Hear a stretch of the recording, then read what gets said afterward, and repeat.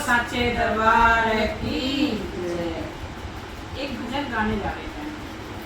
देखो वो बेटी के ऊपर, एक बेटी जन्म ले गए, छोटी सी हो गए, बड़ी हो गए, खेले खावे, सखियों के संग अच्छी तरह से पढ़े लिखे, और जब वही बेटी की शादी कर देता है तो वो दो परिवारों में बढ़ जाती है। कभी पीहर, कभी सास, सास भी बनती है, फिर वो माँ भी बनती है, माँ के चक्कर में दादी भी बनती है। तो देखो एक ही बेटी कहाँ से कहाँ पहुँच जाती है, और वो बेटी ही एक वंश चलाती है जिसके लिए सब माथा मारते हैं।